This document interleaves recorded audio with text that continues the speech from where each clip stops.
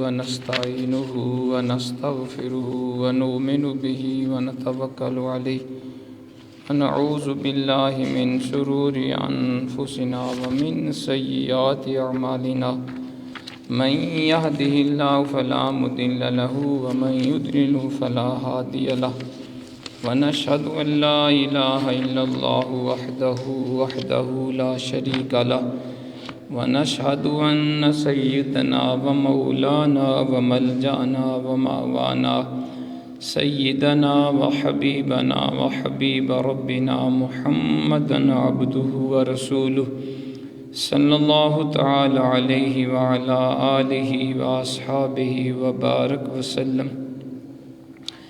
أما بعد فأعوذ بالله من الشيطان الرجيم. بسم الله الرحمن الرحيم. والذين جاءوا من بعدهم يقولون ربنا اغفر لنا ولإخواننا الذين سبقونا بالإيمان آمنت بالله صدق الله العظيم وصدق رسوله النبي الكريم الأمين ونحن على ذلك لمن الشاهدين والشاكرين والحمد لله رب العالمين. دوسرا مائک. ان اللہ وملائکتہ یصلون علی النبی یا ایہا الذین آمنوا صلوا علیہ وسلموا تسلیما. اللہم صل علی سیدنا محمد وعلی آل سیدنا محمد واصحاب سیدنا محمد وبارک وسلم علیہ. الصلاۃ والسلام علیک یا سیدی یا رسول اللہ وعلی آلک واصحابک یا سیدی یا حبیب اللہ. الصلاۃ والسلام علیک یا سیدی یا رحمت للعالمین وعلی آلک واصحابک یا سیدی یا شفیع المذنبین والحمد للہ رب العالمین.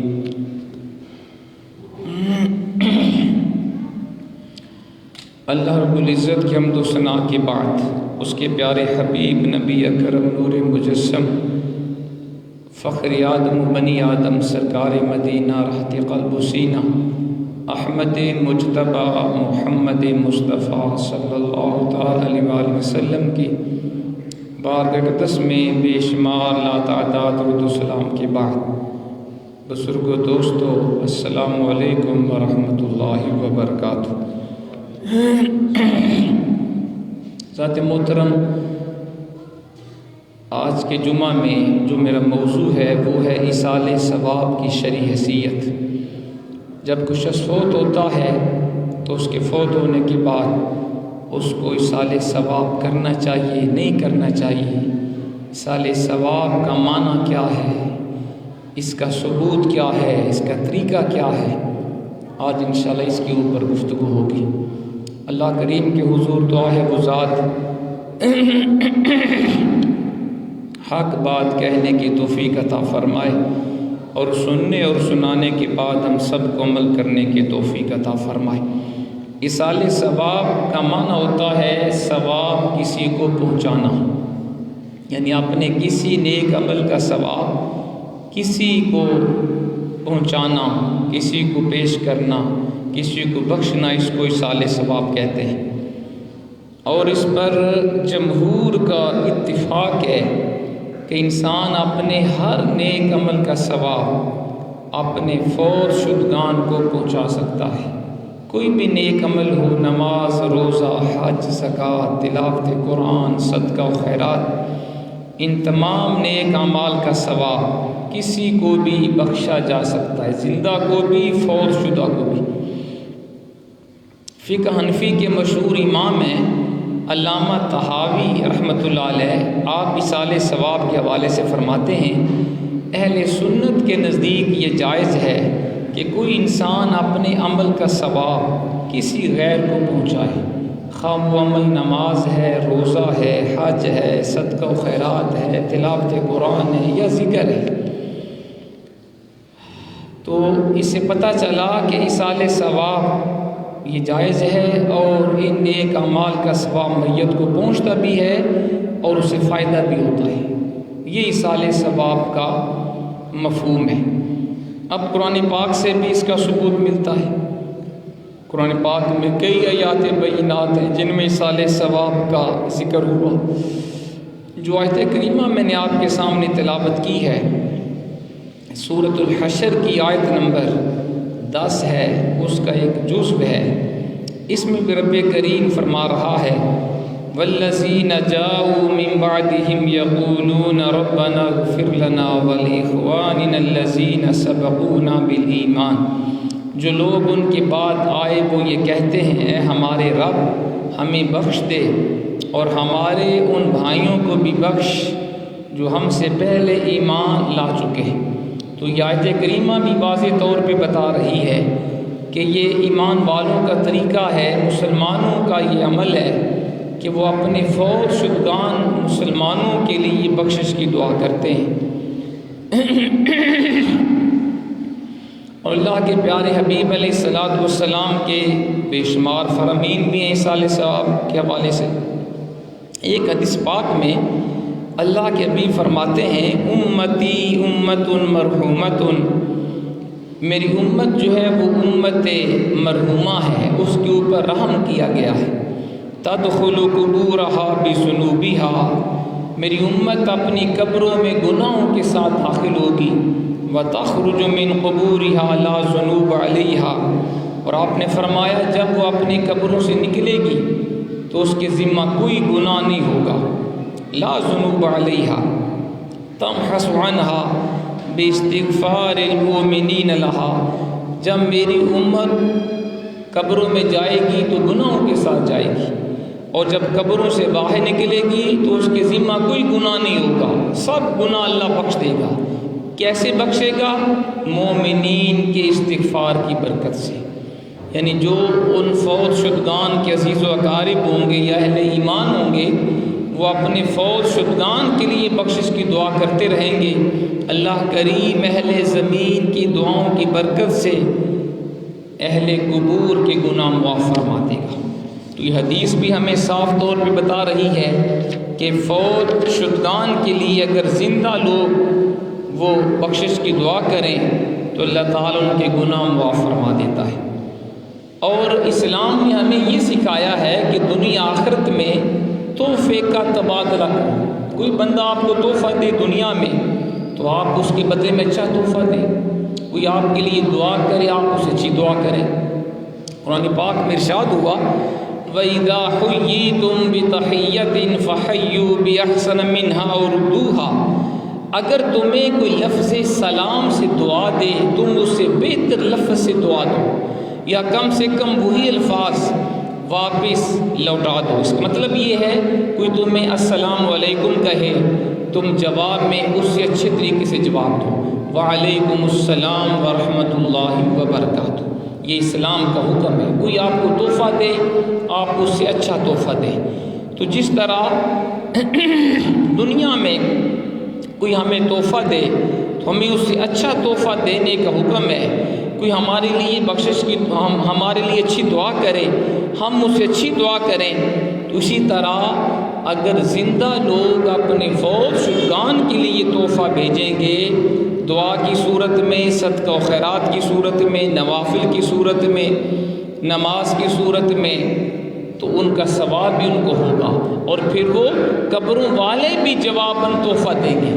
یعنی اگر وہ اللہ کے نیک بندے ہوں گے تو وہ جو ان کو پڑھ کے بخشے گا ایصال ثواب کرے گا، قبر والے اولیاء ہوں گے تو اللہ کی بارگاہ میں ان دعا کرنے والوں کی بخشش کی دعا بھی فرما دیں گے۔ امت کی بخشش کے لیے اللہ کریم نے شفاعت کا نظام رکھا ہوا ہے۔ شفاعت کی دو قسمیں ہیں، ایک ہے شفاعت کبریٰ بڑی شفاعت، ایک ہے شفاعت صغریٰ چھوٹی شفاعت۔ شفاعت کبریٰ کے مقام پہ اللہ کریم کے پیارے حبیب علیہ الصلوۃ والسلام قیامت کے دن جلوہ فروز ہوں گے، مقام محمود پہ ہمارے کریم آقا تشریف فرما ہوں گے اور آپ اپنی گنہگار امت کی شفاعت فرمائیں گے، حضور شفاعت کبریٰ فرمائیں گے۔ حدیث پاک سن لیجئے، حضرت عبداللہ بن عمر رضی اللہ تعالیٰ عنہما روایت فرماتے ہیں نبی پاک علیہ الصلوۃ والسلام نے فرمایا خیرت بین الشفاعت او یدخل نصف امتی الجنہ فاخترت الشفاعہ۔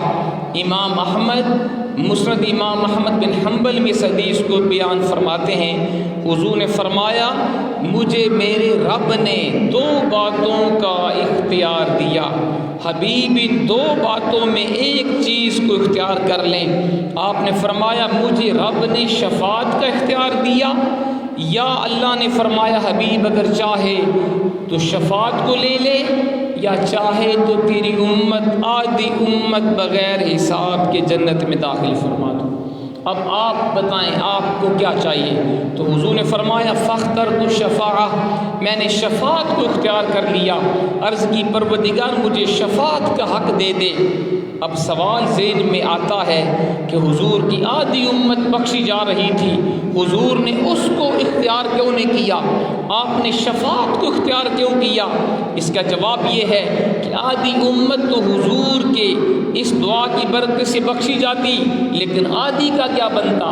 حضور نہیں چاہتے کہ میری آدھی امت بخشی جائے اور آدھی جہنم میں جلتی رہے۔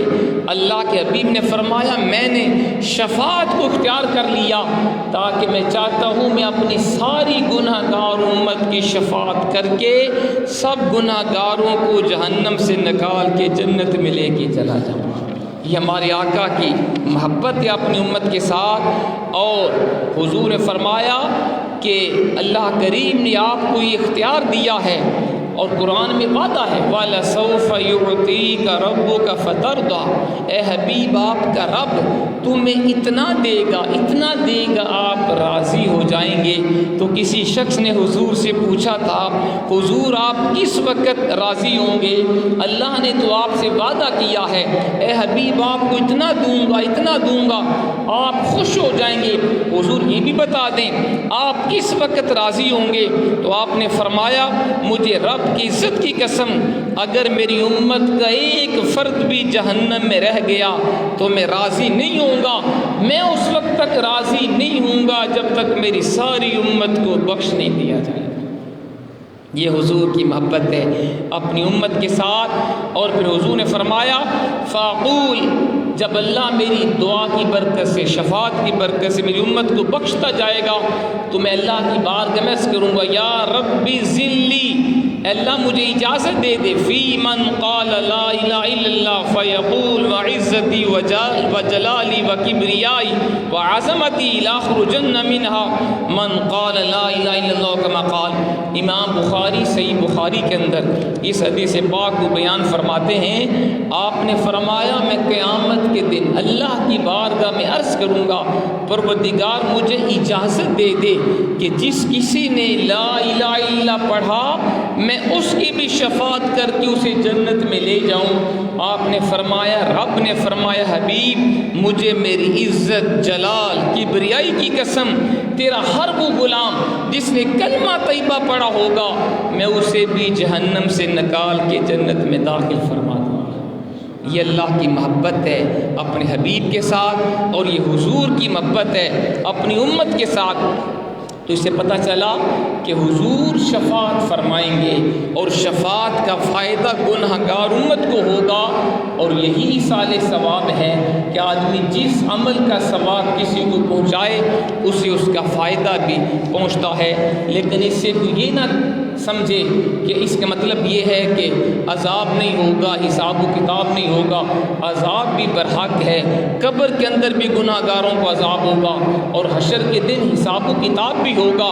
حساب و کتاب دینے کے بعد حضور شفاعت فرما کے گناہ گاروں کو جہنم سے نکال کے جنت میں لے کے جائیں گے۔ لیکن حساب و کتاب ضروری ہے، وہ یہ نہ کہے جی حضور ہمیں بخشوا لیں گے، ہمیں نیک اعمال کی کوئی ضرورت نہیں، ایسا نہیں ہے۔ تو ذات محترم یہ شفاعت کی پہلی قسم ہے شفاعت کبریٰ، دوسری قسم میں شفاعت صغریٰ چھوٹی شفاعت۔ یہ اللہ تعالیٰ اپنے دیگر انبیاء کو نیک بندوں کو شفاعت صغریٰ برا کی اجازت عطا فرما دیتا ہے کہ مختلف احادیث میں آیا کہ انبیاء بھی شفاعت کریں گے، اولیاء شفاعت کریں گے، علماء شفاعت کریں گے، شہداء شفاعت کریں گے، مؤذنین شفاعت کریں گے۔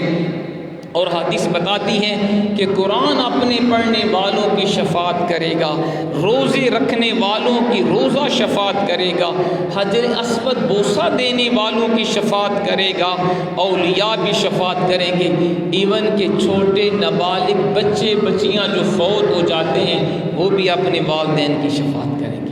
نماز جنازہ جب ہم کسی چھوٹے بچی یا بچی کا پڑھتے ہیں اس کے اندر ہم یہ دعا کرتے ہیں، اللہم اجعلہ لنا فرطا واجعلہ لنا اجرا وزخرا واجعلہ لنا شافیا ومشفعا۔ اللہ اس بچے یا بچی کو آگے چل کے ہمارے لیے اس کو سامان کرنے والا بنا، ہمارے لیے باعث اجر بنا، باعث ذخیرہ بنا، اس کو ہماری شفاعت کرنے والا بنا اور اس کی شفاعت کو قبول بھی فرما۔ تو پتہ چلا چھوٹے بچے بچیاں جو نابالغ فوت ہوں گے وہ بھی اپنے والدین کی بخشش کی شفاعت کریں گے۔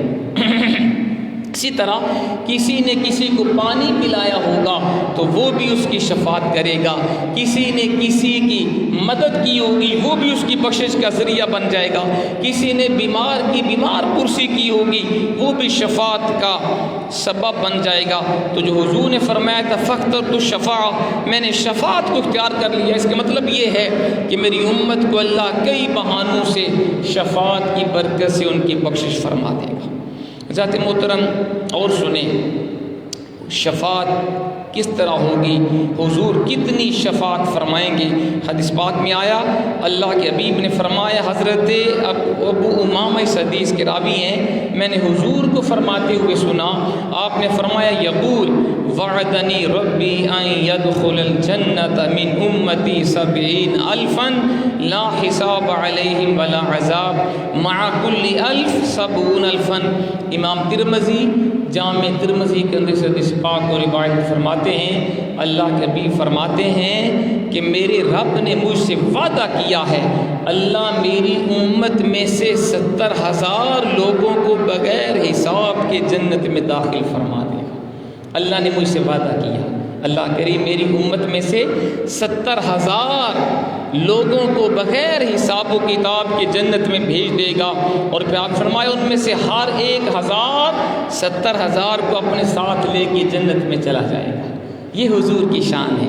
اللہ کریم اس طرح حضور کے کئی امتیوں کو بغیر حساب و کتاب کی بھی جنت میں داخل فرما دے گا۔ اب ہم دیکھیں گے کہ قرآن و سنت کی روشنی میں بھی کسی غیر کے عمل کا ثواب دوسرے کو پہنچتا ہے۔ بعض اوقات فوت شدگان کو ان کے پسماندگان ثواب پہنچائیں، وہ بھی ثواب ان کو جاتا ہے، اور اگر مرنے والا اللہ کا نیک بندہ ہو، نیک ولی ہو، اللہ اس کی برکت سے بھی اس کی اولاد کی بخشش فرما دیتا ہے۔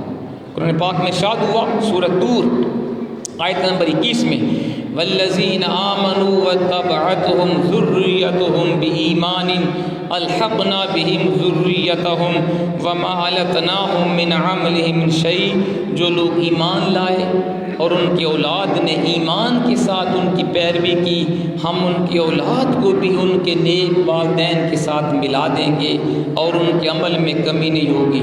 اس کا مطلب یہ ہے اگر کسی کے والدین نیک ہوئے، پرہیزگار ہوئے، فوت ہو گئے، اللہ ان والدین کی برکت سے، ان کی دعاؤں کی برکت سے، ان کے نیک اعمال کی برکت سے اللہ ان کی برکات ان کے اولاد کو بھی عطا فرمائے گا۔ اللہ ان اپنے نیک بندوں کے اولاد کو بھی جنت میں اپنے نیک والدین کے ساتھ اللہ ان کو شامل فرما دے گا۔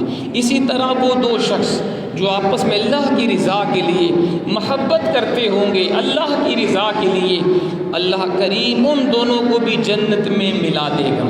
حدیث پاک میں آیا، سیدنا ابو ہریرہ اس حدیث کے راوی ہیں، حضور فرماتے ہیں کہ لو ان عبدین تحابا فی اللہ عز وجل، واحد فی المشرق وآخر فی المغرب، لجمع اللہ بینہما یوم القیامہ یقول ھذا الذی کنت تحبہ فی۔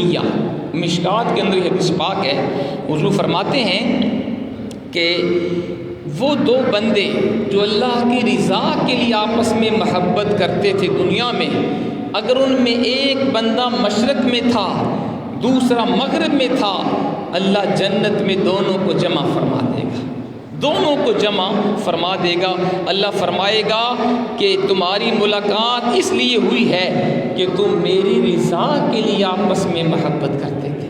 اس سے پتہ چلا اللہ کے نیک بندوں سے ہمیں محبت کرنی چاہیے، اولیاء کرام سے، علماء کرام سے، مشائخ اعظام سے، انبیاء کرام سے، صحابہ کرام سے، اہل بیت کرام سے، اللہ کے نیک بندوں سے محبت کیا کرو۔ یہ وہ محبت ہے جو قیامت کو بھی ہمارے کام آئے گی۔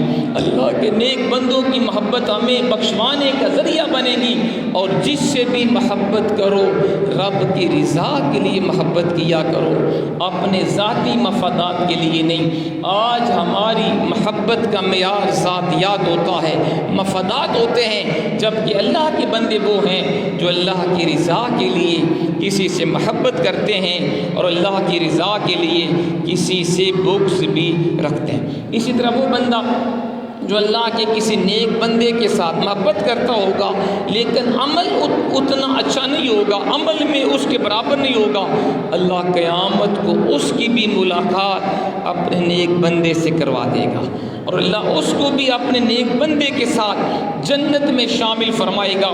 حدیث پاک سن لیجئے، یہ حدیث امام بخاری اور امام مسلم دونوں نے اپنی کتب حدیث میں بیان کی۔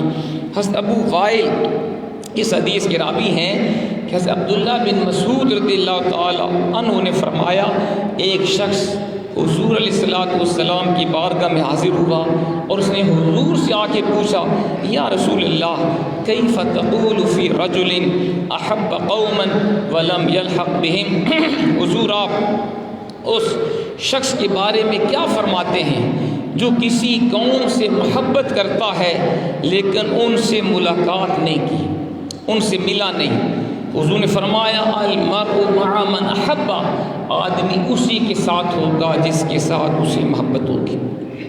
اس حدیث پاک کے دو معنی ہیں۔ ایک معنی یہ ہے کہ وہ اللہ کا بندہ جو اللہ کے نیک بندوں سے محبت کرتا تھا دنیا میں، اولیاء کرام کے ساتھ، انبیاء کرام کے ساتھ، علماء کرام کے ساتھ، اہل بیت کے ساتھ، صحابہ کرام کے ساتھ، لیکن اس اللہ کے بندے سے اس کی ملاقات نہیں ہوئی، محبت تھی اس کے دل میں اللہ کے نیک بندے کی، لیکن دنیا میں ملاقات نہیں ہو سکی۔ اس حدیث پاک کے مطابق اللہ اس بندے کو جنت میں اپنے نیک بندے سے ملاقات عطا فرما دے گا۔ ایک معنی یہ، اور دوسرا معنی یہ، وہ اللہ کا بندہ جو کسی نیک بندے سے محبت کرتا تھا، کسی نبی سے، کسی صحابی سے، کسی ولی سے، کسی عالم ربانی سے، لیکن عمل میں ان سے بڑا پیچھے تھا، اس کے عمل اتنے اچھے نہ تھے۔ اس حدیث کا مطلب یہ ہے اللہ اس بندے کو نیک بندے سے محبت کرنے کی برکت سے اللہ اسے جنت میں اپنے نیک بندے کا ساتھ عطا فرما دے گا، اسے جنت میں نیک بندے کے ساتھ رکھا جائے گا۔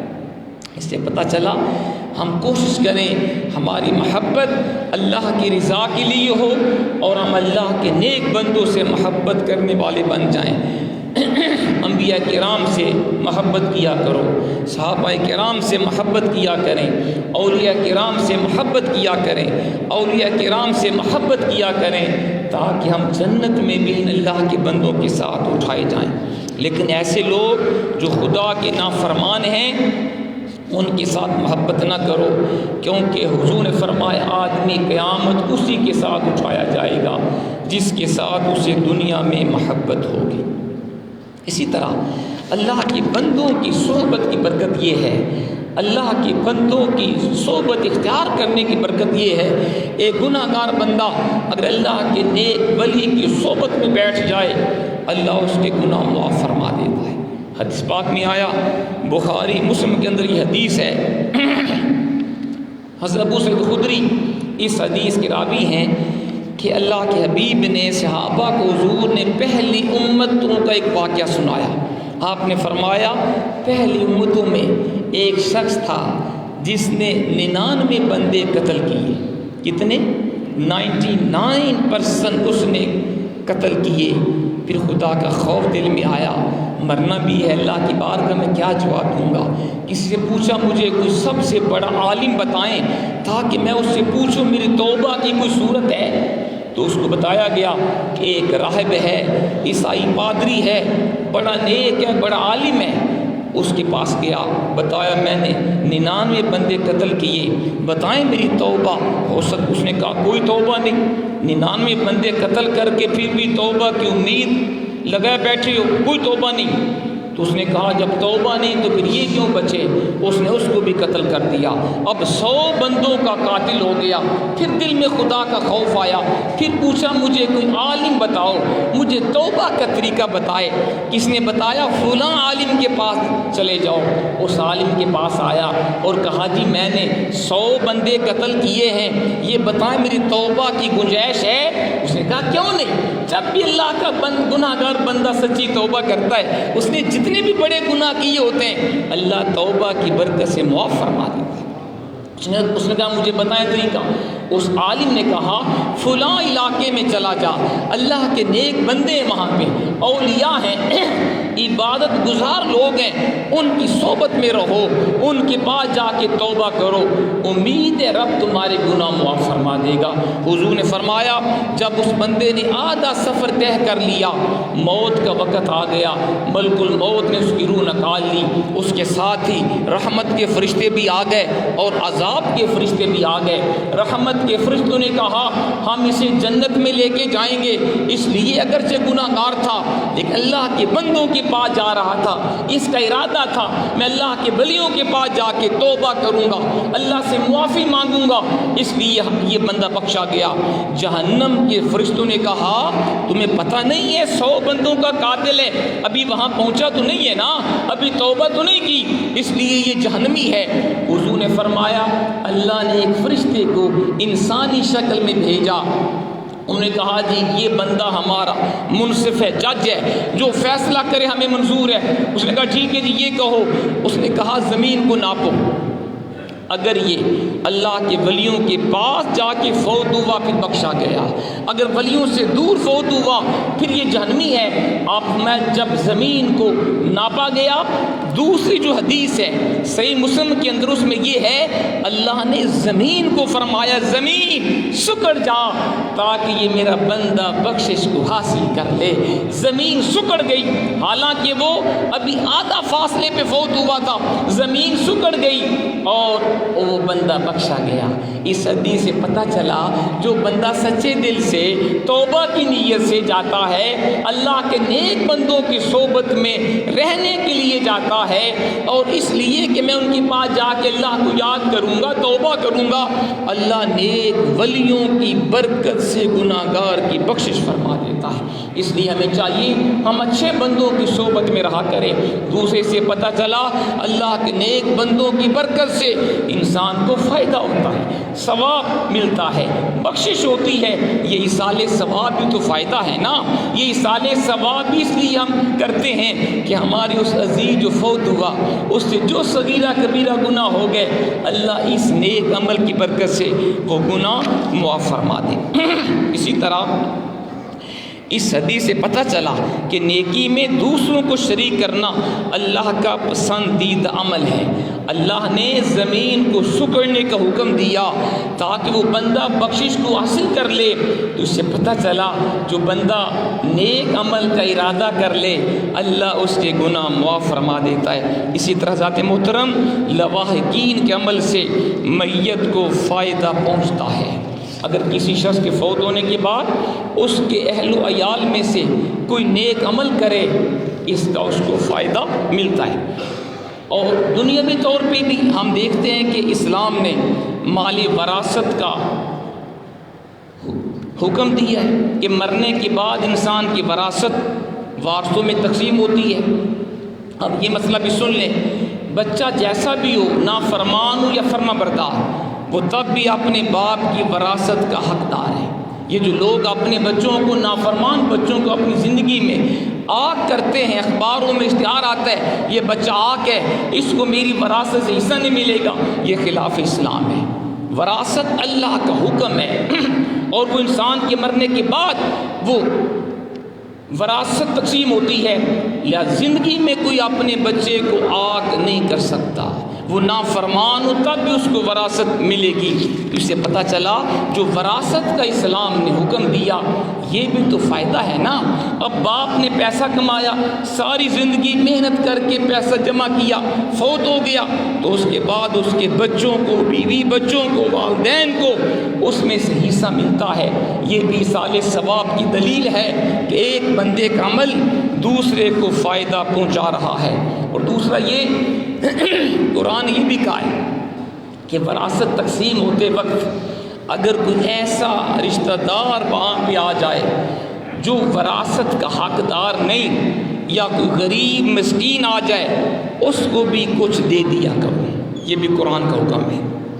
ارشاد ہوا، یہ سورت نساء کی آیت نمبر 8 میں فرمایا گیا کہ جب وراثت تقسیم ہوتے وقت کوئی غیر وارث رشتہ دار آ جائے، یا مسکین آ جائے، یا یتیم آ جائے، ان کو بھی کچھ نہ کچھ دے دیا کرو۔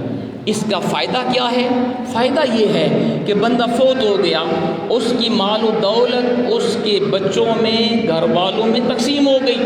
اب اس مال کا مرنے والے کو فائدہ نہیں ہوگا، لیکن جو مال غیر وارث کو دیا گیا، جو یتیم تھا، مسکین تھا، یا رشتہ دار تھا غیر وارث، اس کے دیے ہوئے سے مرنے والے کو فائدہ ہوگا، کیونکہ یہ اس کی طرف سے صدقہ و خیرات شمار ہوگا۔ یہ ایصال ثواب کی بہترین دلیل ہے کہ ایصال ثواب بھی اسی طرح فوت شدہ کی طرف سے جو بھی ایصال ثواب کیا جائے، ذکر و اذکار کی صورت میں، قرآن خوانی کی صورت میں، نوافل کی صورت میں، حج، زکوٰۃ، روزوں کی صورت میں، یا صدقہ و خیرات کی صورت میں، اس کا ثواب بھی اس مرنے والے کو اسی طرح جاتا ہے جیسے وراثت اس کے حقداروں کو بھی ملتی ہے، اور اگر یتیم مسکین کو خرچ کیا اس کا ثواب بھی اس کو ملتا ہے۔ اسی طرح بعض اوقات ایسا بھی ہوتا ہے کہ اگر وہ مرنے والا نیک تھا، نیک بندہ تھا، تو اس کے مرنے کے بعد فائدہ اس کی اولاد کو بھی ہوتا ہے۔ یہ قرآن نے ہمیں بتایا، یہ 15ویں پارے کے آخری رکوع سے یہ واقعہ شروع ہوتا ہے، 16ویں کے پہلے رکوع تک حضرت خضر، حضرت موسیٰ کا واقعہ ہے کہ وہ دونوں جب جا رہے تھے ایک بستی میں، تو رات ہوئی، کھانا مانگا، انہوں نے کھانا نہیں کھلایا، مہمان نوازی نہیں کی، اور اس بستی میں ایک دیوار گرنے والی تھی۔ حضرت خضر نے موسیٰ علیہ السلام سے کہا آئیں دیوار کو بناتے ہیں۔ دیوار کو بنا دیا گیا، اور حضرت موسیٰ نے اعتراض کیا، انہوں نے ہمیں کھانا بھی نہیں پوچھا، رات بھی نہیں رکھی، آپ نے ان کی دیوار بنا دی، اجرت بھی نہیں لی آپ نے۔ تو قرآن نے کہا، آپ نے حضرت خضر نے حضرت موسیٰ کو اس کی وجہ بیان کی، وَأَمَّا الْجِدَارُ فَكَانَ لِغُلَامَيْنِ يَتِيمَيْنِ فِي الْمَدِينَةِ وَكَانَ تَحْتَ كَنْزٌ لَهُمَا وَكَانَ أَبُوهُمَا صَالِحًا۔ کہا جی یہ دیوار ہم نے جو بنائی ہے نا، 2 یتیم بچوں کی دیوار ہے، اور اس کے نیچے ان کا خزانہ ہے۔ وہ ہم نے اس لیے بنایا تاکہ جب یہ بچے جوان ہوں گے وہ اپنے باپ کا خزانہ نکال لیں گے۔ ان کا باپ نیک تھا، تو یہ آیت بتا رہی ہے اگر والدین نیک ہوں تو ان کے مرنے کے بعد ان کی نیکیوں کا فائدہ اولاد کو بھی ملتا ہے۔ اس کا والد یا باپ وہ اللہ کا ولی تھا، اور اس نے دیوار کے نیچے خزانہ رکھا ہوا تھا، جب میرے بچے جوان ہوں گے یہ خزانہ نکال کے اپنی زندگی گزار لیں گے۔ تو قرآن نے کہا کہ اگر اولاد والدین نیک ہیں ان کے مرنے کے بعد اولاد کو فائدہ ہوتا ہے، اور اگر اولاد کسی کی نیک ہے تو والدین کے فوت ہونے کے بعد ان کے نیک عمل کا والدین کو فائدہ ہوتا ہے، والدین کو فائدہ ہوتا ہے۔ تو دونوں طرف سے یہ چیزیں۔ اسی طرح شہداء صالحین بھی اپنے متوسلین کو فائدہ دیتے ہیں، اللہ کے نیک بندوں کا کی طرف سے فائدہ ہوتا ہے۔ جو اگر مرنے والا نیک ہے تو اس کے مرنے کے بعد اس کی اولاد کو بھی فائدہ ہوتا ہے، وہ اللہ کی بارگاہ میں دعا کرتا ہے اپنی اولاد کی بخشش کے لیے۔ حدیث پاک سن لیجیے، حضرت انس اس حدیث کے راوی ہیں، اللہ کے حبیب نے فرمایا ان اعمالکم تورد علی قاربکم وعشائرکم من اموات، فرمایا تمہارے اعمال تمہارے رشتہ داروں کے اوپر جو فوت شدہ ہیں ان کے اوپر زندوں کے اعمال پیش کیے جاتے ہیں۔ فَإِنْ كَانَ خَيْرًا اگر وہ تمہارے اعمال نیک ہوں گے زندوں کے اسْتَبْشَرُوا بِهِ وہ فوت شدگان جو اللہ کے نیک بندے ہیں وہ خوش ہوتے ہیں. وَإِنْ كَانَ غَيْرُ ذَلِكَ اگر وہ نیک اعمال نہیں ہیں تو فوت ہونے والے اللہ کی بارگاہ میں دعا کرتے ہیں اللہم لا تمتہم حتی تہدیہم کما ہدیتنا او کما قال وہ مرنے والے اللہ کے حضور دعا کرتے ہیں یا اللہ ہماری ان اولاد کو گھر والوں کو نیک اعمال کی توفیق عطا فرما ان کو ہدایت عطا فرما جیسے تو نے ہمیں ہدایت عطا کی تھی. تو اس سے پتہ چلا کہ اگر مرنے والے والدین نیک ہیں تو وہ اپنی اولاد جو زندہ ہوتی ہے ان کے لیے دعا کرتے ہیں اللہ ان کی دعا کی برکت سے ان کی زندہ اولاد کو فائدہ بھی دیتا ہے ان کو ہدایت کے راستے پہ گامزن فرما دیتا ہے. تو یہ دونوں طرف سے فائدہ ہوا.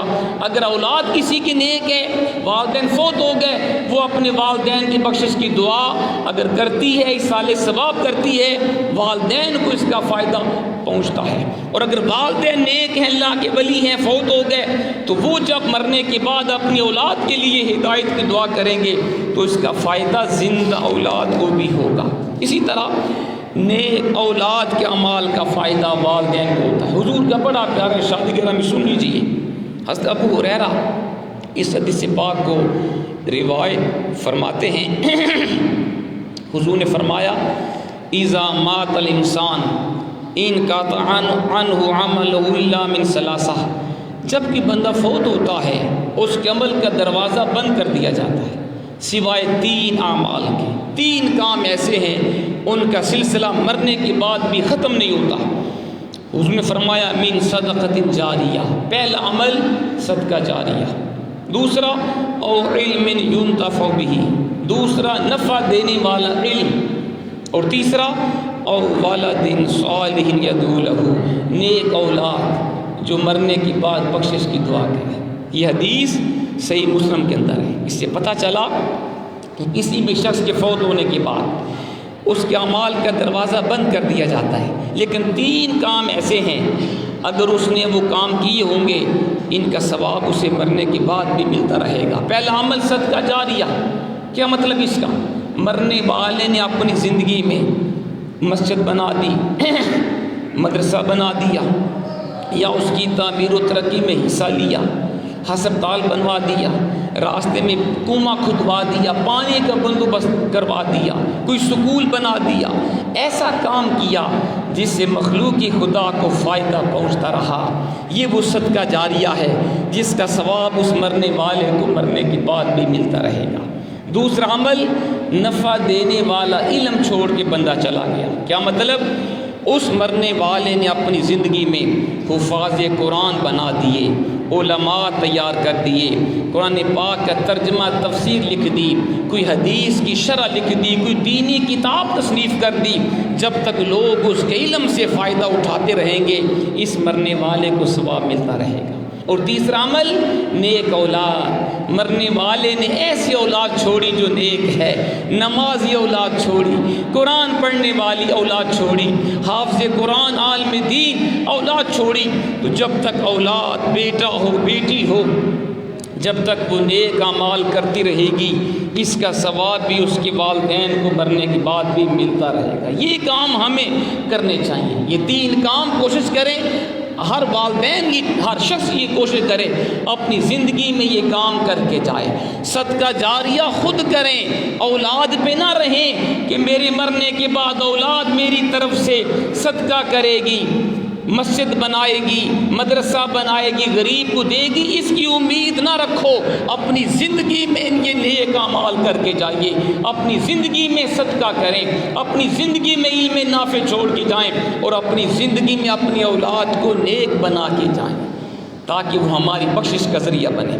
اسی طرح ایک اور حضور کا ارشاد سیدنا ابو ہریرہ اس حدیث کے راوی ہیں کہ اللہ تعالیٰ کسی میت کے درجے کو جنت کے اندر بلند فرما دے گا. بندہ کہے گا یا اللہ میرا درجہ کیسے بلند ہوا میں نے تو اتنے نیک اعمال کیے تھے.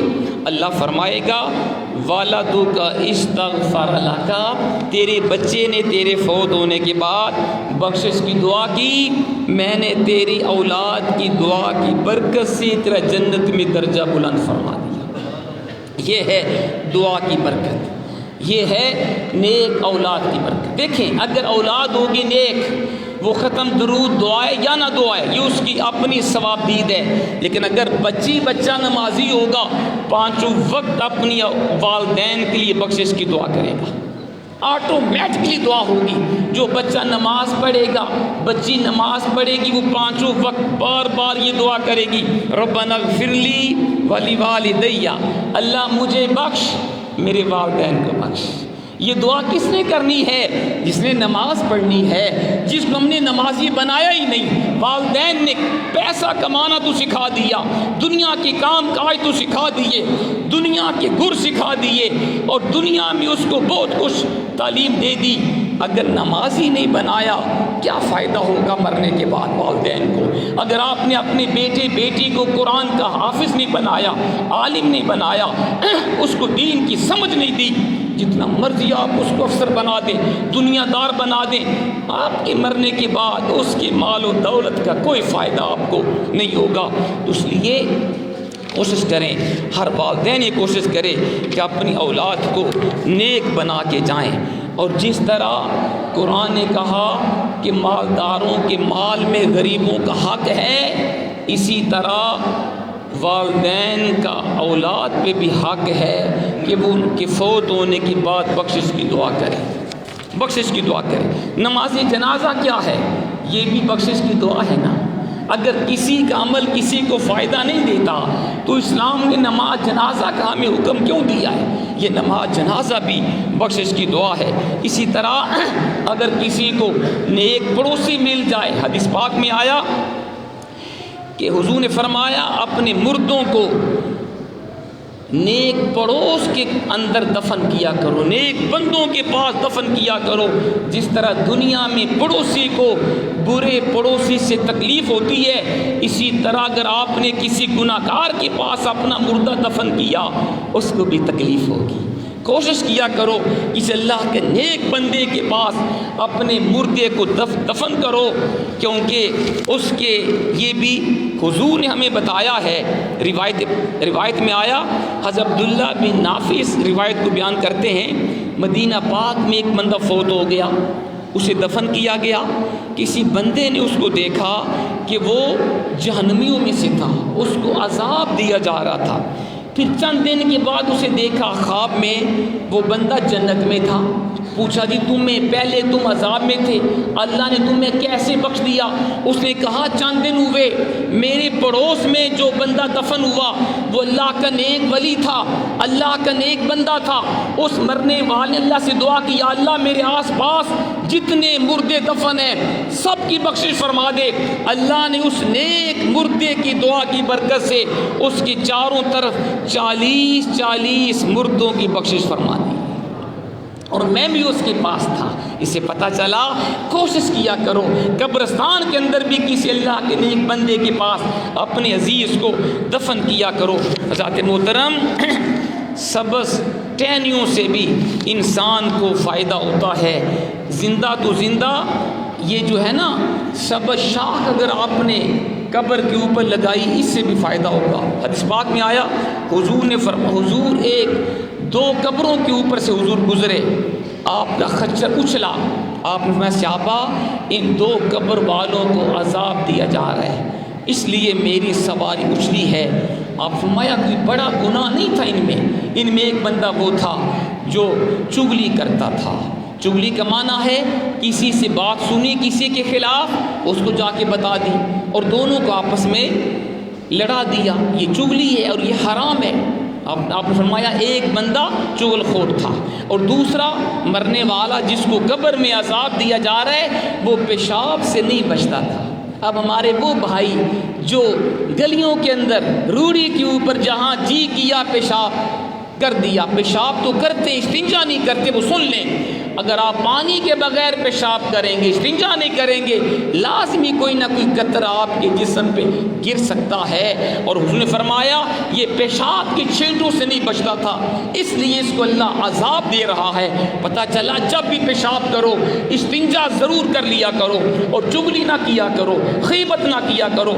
پھر حضور نے کیا کیا، آپ نے ایک سبز ٹہنی منگوائی، اس کے 2 حصے کیے اور دونوں قبروں کے اوپر آپ نے وہ ٹہنی لگا دی۔ فرمایا جب تک یہ سبز رہے گی مجھے امید ہے اللہ ان کے عذاب میں کمی فرما دے گا۔